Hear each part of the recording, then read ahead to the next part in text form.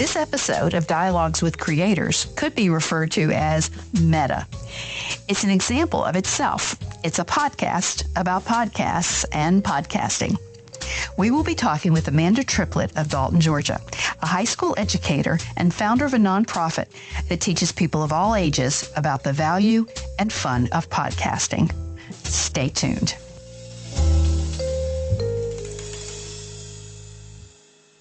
Podcasts. According to Demand Sage, an internet analytics reporting site, there are over 5 million podcasts now, with 70 million episodes between them all. There are 100 million active podcast listeners in the United States. I could go on, but podcasts are huge, and that's what we're doing here. And they are huge in importance to our guest today, Amanda Triplett of Dalton, Georgia, who leads the National Podcast Project, which includes, among other things, the Run Your Mouth Podcast Challenge 2023. Today, we are going to learn all about this fascinating endeavor. Welcome, Amanda. Thank you for having me. You have an interesting story, and you are the creator of a local movement that is going larger and reaching many people, including young people. So I'm going to let you just start telling us about the National Podcast Project. Okay, well, this is about my favorite thing to talk about in the world other than my children, so I'm excited. Really, it started back in 2019. My school district, I am a middle school, high school English teacher, sent me to a conference at Syracuse University. And I met a young woman there named Lauren Magaki from NPR. And I was learning how to use film and photography equipment because I was starting a new journalism program, and it was kind of combining with the audio, video, technology, film. And so I had none of those skills at the time. And so I was really trying to learn with journalists across the world. I really mean across the world. They were some of the best journalists definitely in our country, and even some from other countries there. At Syracuse, and that was fabulous. But, I was an overload and kind of almost, I remember, numb with all the information until Lauren got up and offered audio storytelling as another option for journalism. And before that, I had never listened to a podcast in my life. I mean, I knew what one was, but I wasn't a listener. I've always been kind of really busy and creative and working. And so I just, for whatever reason, had never bought into podcasting or really thought of it any more than just short radio stories. But when I listened to some of the stories that Lauren had recorded and shared, especially in connection to, oh goodness, what is the podcast that's so big from NPR, StoryCorps? Whenever, I started thinking to myself, why have I never found this before? This could be a game changer for teachers to use this in the classroom because, number one, kids who don't have a lot of money or resources can access audio storytelling in a way that they can't with video and photography, because video and photography equipment is so expensive. And so that bumps a lot of kids out of really accessing those kind of pathways outside of school. So anyway, I'll jump forward. So I decide after talking to Lauren that this is going to be my focus for the new year. And she tells me about the NPR Student Podcast Challenge that I think we're just a few years in at that point at 2020. And I just go back to my school after the training with a goal of having 4 kids enter. Now, she told me that they had thousands of entries, so I had no idea that we would even get an honorable mention. I just thought, year one, I want to have 4 enter. So I told the kids about it. We didn't have a clue what we were doing. We were trying to record audio on iPads. It was a complete disaster. I actually remember some of my high schoolers crying because they would record something, it would get erased, it wouldn't come out. They would work all this time to edit, and then all of a sudden it wouldn't sound good. I mean, it was just a disaster.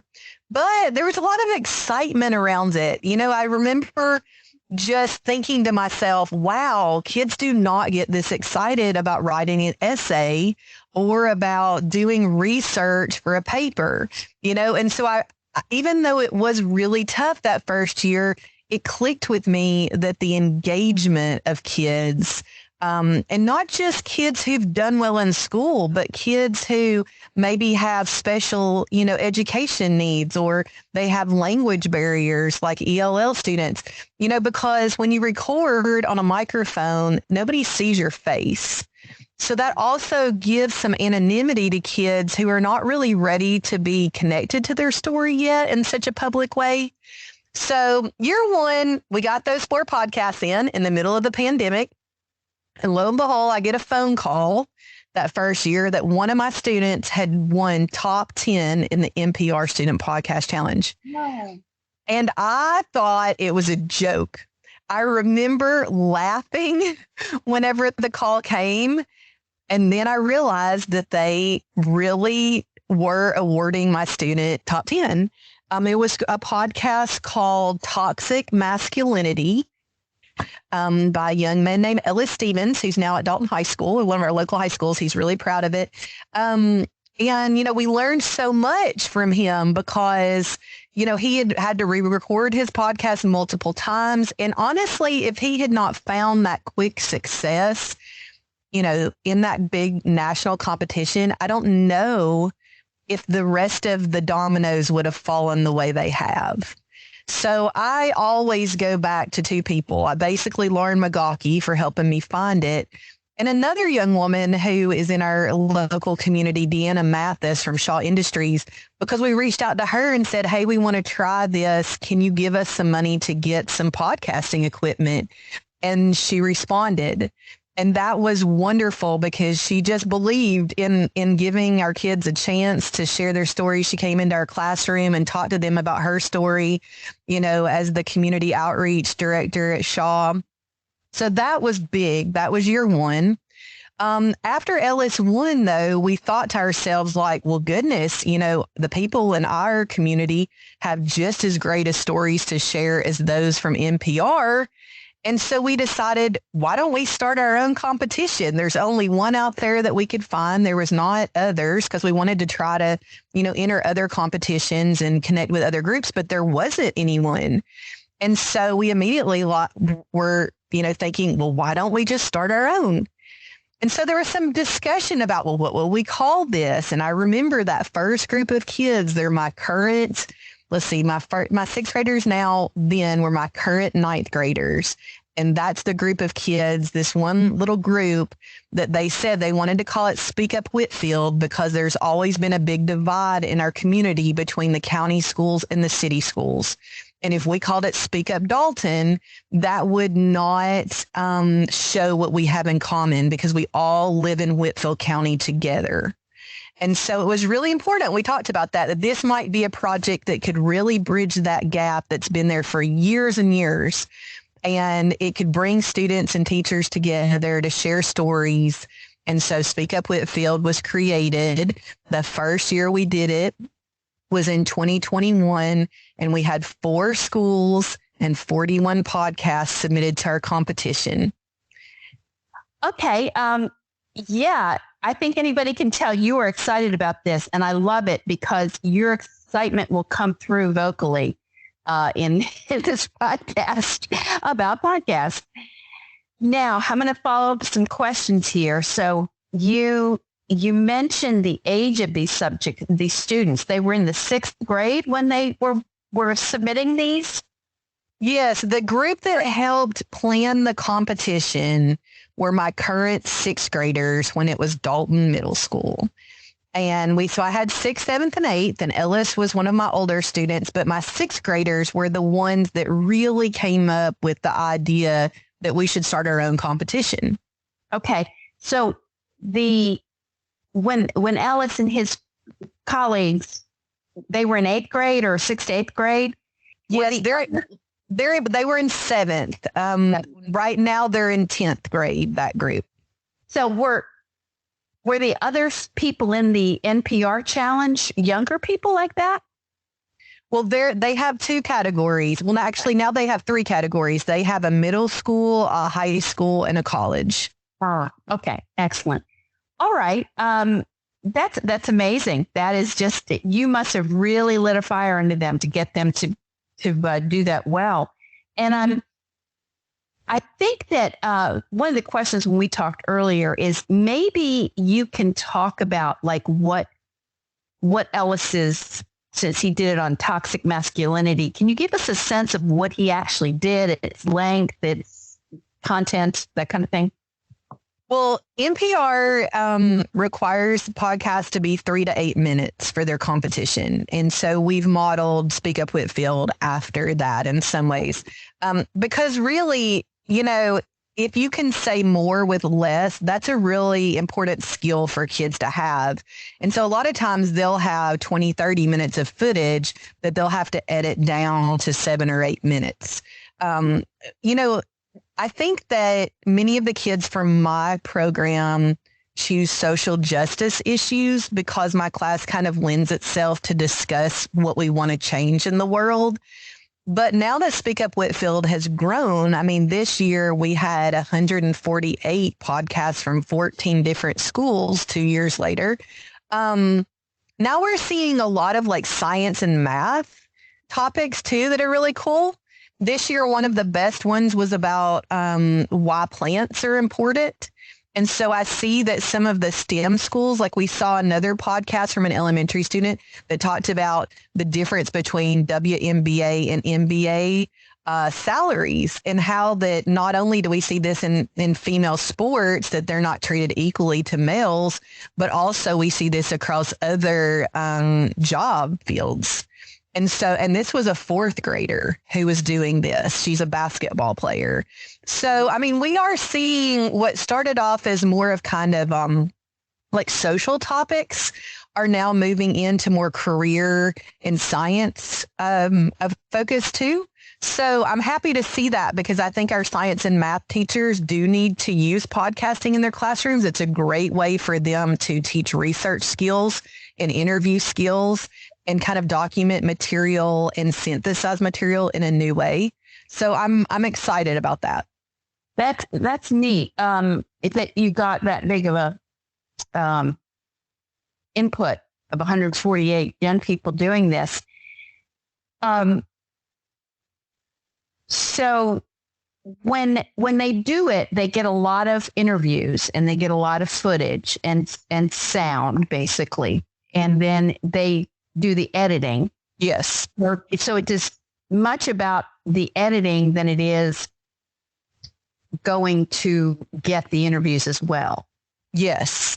The editing is a huge step. When I lead workshops with teachers or adults or even other young people, I try to allow as much time on editing as they do on collecting the material because, sifting through what you have is just so important. What order you put your material in. If you have a really good interview, you might want to start with that. If you don't put it till the end, you may have lost your listener by then. Mm-hmm. So for them to, at this young age, be able to what I call synthesize information is a really difficult skill that they struggle with. If you ask employers, they say, kids are coming out of high school with strong academic skills, but their soft skills are atrocious. I have heard that over and over. And so especially kids that are going through the pandemic or have gone through the pandemic, have some real gaps in learning around those social skills, and podcasting is a great way to engage them and work on that at the same time. Mm-hmm. So, I think just starting them young in elementary school all the way up to, next year for Speak Up Whitfield, we're going to have a college and an adult category. And our kids are now teaching our adults how to podcast, which is great. Yes. And so you're still working with the same parameters that the NPR one of 3 to 8 minutes.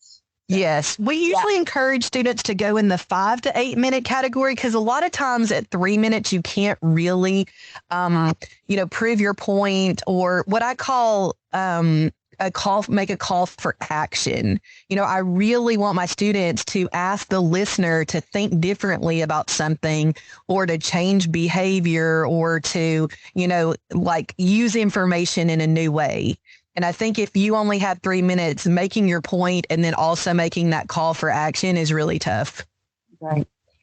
So I think that for a lot of people who think of podcasting as sort of like what we're doing here, where we just sit down and we talk and then we put it out there, that this to me has kind of expanded the idea of it. Now, I've listened to people listen to true crime podcasts and those kinds of things that are very long. It might be 6 or 8 episodes long and, very produced and everything. So this is a very short version, but it allows the young people to construct an argument. They're just not doing it on paper. And right. Said about the structure, I think, is really important, that this could be a good way, an amazing way to get them to understand how that translates to writing, but they're not having to worry so much about maybe the MLA format. Right. Some of the particulars, they'll get to that, and those are important, but this will allow them to see a different medium. I teach public speaking, and of course there's a lot of crossover between the writing and the speaking, and a lot of differences too. So for example, I imagine you have them, if they want to put some music in it, as transitional and all that. Yes, there's so many different decisions for them to make about their podcast. Do they want it to be more narrative style? Do they want to interview? Do they want to have group discussion? Do they want to have a combination of all of those? And I think as teachers, we forget that within our literacy standards, speaking and listening is over a third of them. And I think in the past that we've always just thought that speaking and listening happened in the classroom, so we're covering that. But I don't think we were intentional about building those skills the way we've needed to. And now that we see these weaknesses in our employees in the workforce in these soft skill areas, I think it will make us go back, or hopefully make us go back to the drawing board, so to speak, about how to really deliberately engage kids in speaking and listening activities, and not just think it's going to be embedded in the other things we do with reading and writing, because that's really not the case. And those skills are very weak. And, you can see that now if you just ask a normal teenager to go ask someone they don't know a question, and then whenever they ask the question, to follow up on their answer, because if they don't have it written down what they're going to say, they're at a loss. And so podcasting does that. It teaches us to listen to what someone's saying, form our own thoughts and responses with some, information even to back ourselves up, and then to respond. And I just think it's just such an innovative tool. Every teacher in every classroom should be using it, period. So as far as your work here, my next question is about some real breakouts you've seen. Obviously, you've seen a great deal of success, but could you talk more about the Run Your Mouth podcast challenge? Yes. Because we love that phrase, because a lot of times people will say to a teenager kind of in a snarky way, "Oh, you're going to run your mouth." And so, it really does take that and kind of flip that around. Because we want them to speak more. I mean, sometimes we're scared of what they're going to say, but we should want them to speak more, because they really do get so much more than we realize. But Run Your Mouth kind of takes our podcast project in a new direction, because half of our podcasters are youth and half are adults. So we actually have some area professionals who wanted to start a podcast for their business. Like we have Brandon K. Wood, who's doing the freelance creative podcast, and it is amazing so far. He hopped on board. We had Carlos Ramirez from Block 79 is going to start a podcast for the Hispanic community about their block and their businesses down there. And we have have somebody from the Chamber of Commerce who's doing local, like Georgia stories, Dalton stories. I mean, we've just had a great turnout for that, but we chose 25 podcasters and they are required to do one episode a month for the year of 2023. And we're going to have awards in June for the first half of their series, and then one awards again at the end of the year for their complete series of 12. So we've got some teachers doing it. We've got students doing it. We've got a couple of people from Dalton State. We have a student or two from there doing it. And so we're really excited. I mean, it's our pilot year for this. So we're just fresh out of the gate.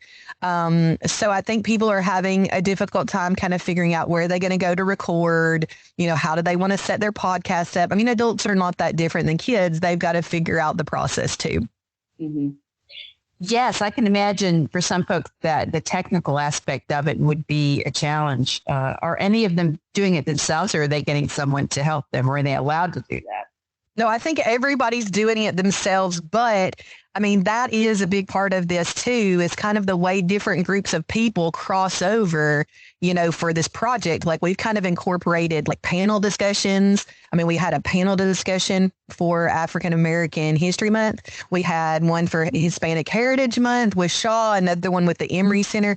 Then we record what comes from these panels, and then we can, students can use that material, or we can use that material. We had an event where we had the Downtown Grateful event at Thanksgiving with the Chamber of Commerce. The kids created a beautiful podcast of stories from the Grateful event. So I love the fact that whether it's Run Your Mouth or Speak Up Whitfield, or just kind of the other community projects we're doing with this, that there's so much crossover between ages, gender, experience, racial backgrounds.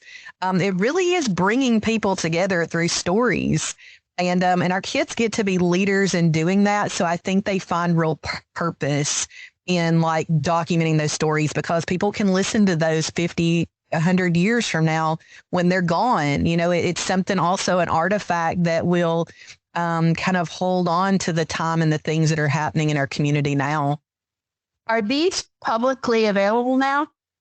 Some are. I'll tell you, some of the challenges of the project is figuring out how to share children's stories and still protect their identities. Oh, yes.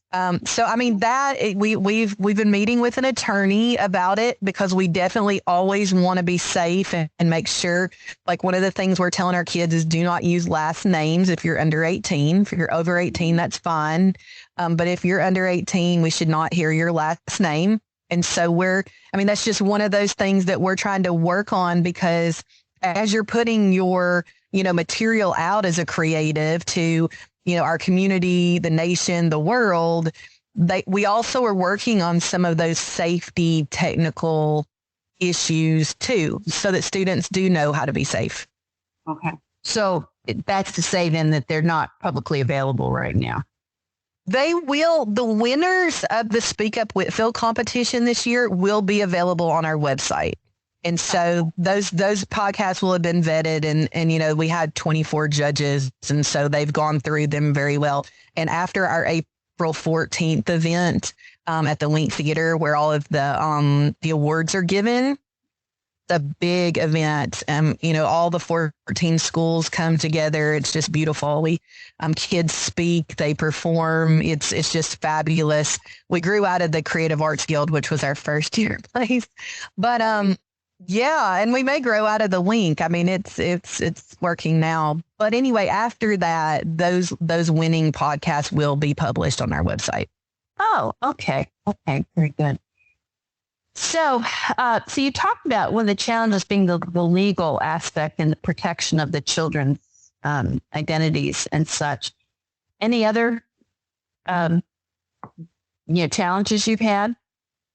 Well, it's not a challenge for me.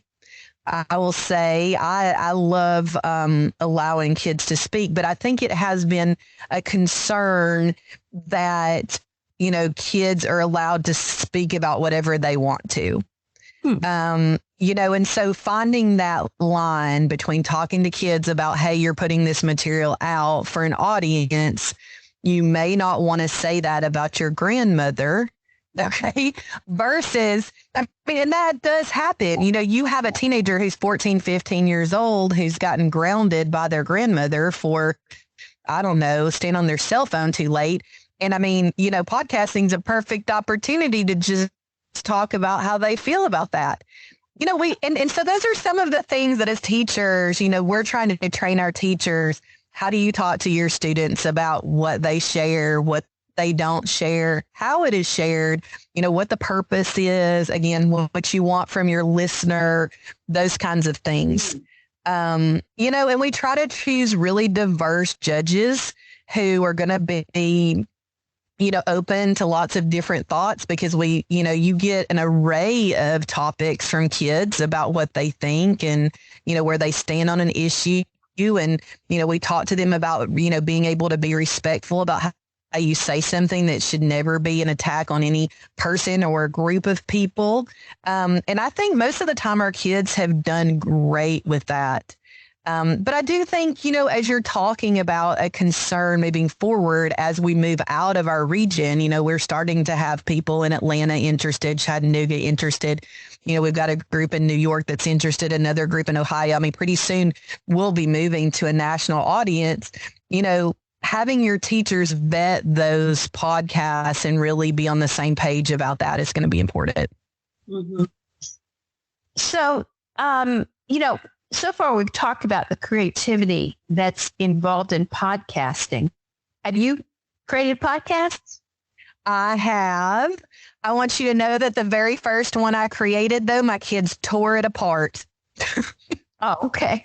They did. They told me my introduction was weak. I mean, I got so much feedback from them that it was about my hair.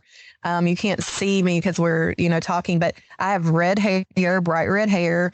My hair has always been a huge part of my identity. You know, I don't look like anybody in my family, so that, you know, people have said, where did I get my hair from? Yeah, my mom just used to say, God gave it to me. Anyway, so I did my first one on hair and about how hair is a part of our identity. And I think that it was pretty good for my first one, but I loved that my kids critiqued it. You know, in looking back, a lot of the things they said was spot on. You know, one part I talked too long. One part my music didn't fit really well with the vibe I was trying to, you know, produce. They broke it down. And, you know, I was a little defensive, even though I don't let them be when we critique their podcast. But afterwards, I kind of chuckled to myself because I was like, you've taught them well. Like, they really tore that up, and what they said was really right, you know, and you're the teacher with 3 degrees and they're in 7th and 8th and 9th grade. Like, it's working. You know, they don't do that about essays. I mean, and I'm a writer. I mean, that's what made me an English teacher. I love to write. And there's a huge writing and reading component to this. But the engagement with this is just like nothing else I've ever seen in my 19 years of teaching. And I just will never teach the same way. That's interesting. So as far as the that side of it, do any of the students start get into a podcast that's more like this one, an ongoing kind of a podcast? Or do they seem to do it as a singular project? Well, you know, I mean, we're still pretty new in this. You know, at the very most, even my most experienced kids have probably only created 2 or 3. Okay. So I think they're heading in that direction to create, you know, they're asking now, like, well, could we create longer ones or we do a series? And that really is where I've pushed some of them to run your mouth and to think about 12 episodes and how those, you know, connect together. But for a young person who's never podcasted before, the 5 to 8 minutes is really a great start. And they usually do think of it as a singular project. Now, when I move into college in the fall, you know, I'll hope that those podcasters will start seeing their podcast as an ongoing project, because they'll get listeners and that'll feel great and they'll be engaged and they'll want more. So, you know, I think in another thing with young people, their attention span's so short.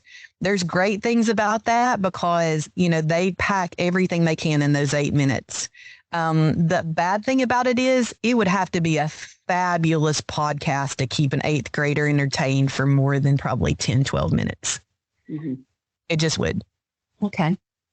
So back to the creativity thing, you were creative in getting the students involved in this, but you also created a nonprofit. Yes. What happened with that? That's got to be a major thing. I can't even imagine. Well, it's tricky because I'm a teacher for one specific school district. And, this project, for it to really flourish in the way that it could, is something that, it makes me want to help teachers from lots of school districts, and it also lends to needing to share equipment, share resources, share, everything, instruction. And so to be able to do that, we realized it cannot sit in one school district, no matter where that is. And so we approached the DIA, our Dalton Innovative Accelerator, and the director of that was a woman named Lauren Holverson, and her job at the DIA was to support the growth of small businesses. And so when she found out about this, she runs a pitch competition for young entrepreneurs. And so it really went hand in hand. And, so she sat down with my media specialist, Julia Cagle, and me, and we together, the three of us, built this nonprofit. And I don't know that there won't be some other components to it. Like, I think that in the future, we will develop curriculum, and there probably will be some for-profit parts of it too. But right now, with the competition and working with kids, like camps, we'd love to have an after-school program to work with kids and let them podcast after school.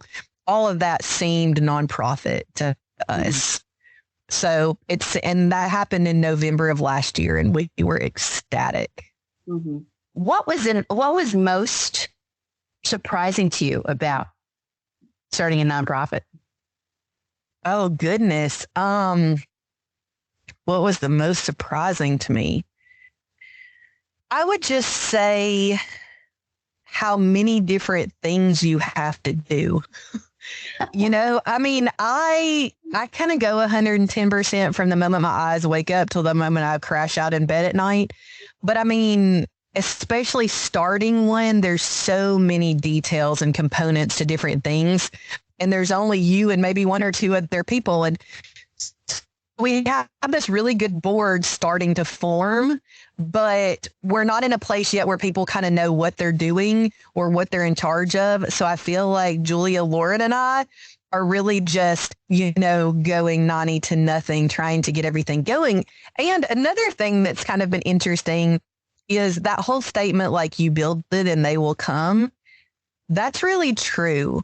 It honestly is. And I would say that to other creatives, like, I wish so much I had done this 10 years ago, that I had just believed that creativity is as important as it is. Like, education is nothing without creativity. It's nothing, because that's what makes someone connect what they're learning to their lives, or those stories, is that creative, like, energy where they take what they've learned and they create something from it. And there's nothing, in my opinion, more important than that.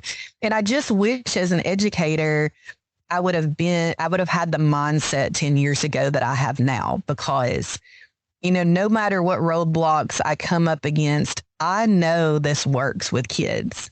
And I know it works with adults too, because kids and adults really aren't that different. And so to see the engagement of new teachers trying it, that's so empowering. But as far as the nonprofit side, I'm still figuring it out. It's definitely so new for me. I love to write grants, so I'm hoping that we can get some grant funding to really build Run Your Mouth and build an after-school program. But I did get one really wonderful grant. It's called the McCarthy Dressman Foundation. They chose my project last year as one of their 3 or 4 projects. And so I got a mentor from the University of Texas, and we get $10,000 for 3 years in a row. Wow. So that was also kind of one of those moments like Deanna Mathis. I'll never forget getting that email that I was chosen. Like I was in Jekyll Island out on a deck and I just screamed because, it's like your mom always loves you and she thinks what you're doing is great, but you can't really trust that because she loves even your bad ideas. But when somebody across the country gives that kind of money to your project and they don't even know you, it really lets you know this is as good as you thought it could be. And so that has inspired me deeply. And I've already connected with my mentor from that, just to, make this what it can be. And it can be a global thing. There's nothing out there like what we're doing. Well, you convinced me, and that's why in the fall you were going to teach a course in podcasting here at Dalton. Yay! 3100, which is our special topics. We have to kind of put it through a special topics thing before we can offer it as a course with a number and all these other things. So what do you plan for that class? Oh, I've got all kinds of things planned. Well, first of all, that group of students is going to get to start. They are going to be the founders of the college path of Speak Up Whitfield. They're going to get to design it, plan it. They're going to create podcasts for it. I'm hoping we're going to work with like our alumni program so that people who've been at the Dalton State could maybe come in and offer the awards for that. We're going to collaborate with UTC. They have a pod lab there, and we're going to start off creating podcasts for Speak Up Whitfield. And then I have a really exciting idea. I'm going to ask each student to work with a partner, and we're going to create a little series of podcasts that will be added like geocaching to the college campus. Like their different podcasts are going to be stationed, hidden throughout campus. And so a visitor could come on campus and they could learn about a topic related to Dalton State or something connected to college life. And they will find these podcasts on campus, scan the QR code with their phone and listen to the podcast series. So we're going to have fun. I hope you'll join me for podcasting so you can learn all about storytelling, editing, all the microphone usage, but most of all about kind of making a difference in our community and sharing what you know. Okay, that was your pitch, folks. Come, and you don't have to be a student at Dalton State in a program. You can take the course as a person in the community. There's some hoops to jump through, but you can do that. And well, thank you. This has been so fascinating, and I'm looking forward to what you're going to do with our students and what you're going to be doing with the students across the country. It sounds like, yes, you had an idea, and you brought it to fruition. And I think a lot of people think creativity is just something that oozes out of your head. But one of my favorite writers, who I've been quoting a lot recently about creativity, and it's hard to say his name. It's Mahalye Csikszentmihalyi. That is hard. He wrote about creativity that if it doesn't get recognized by other people, it really doesn't. He would argue that it doesn't really become right. It's not creative. I'm not sure that's the case, but it does have to be recognized. And in your case, it has been recognized pretty widely, and apparently will continue to do that. So that's amazing. And thank you for being with us today.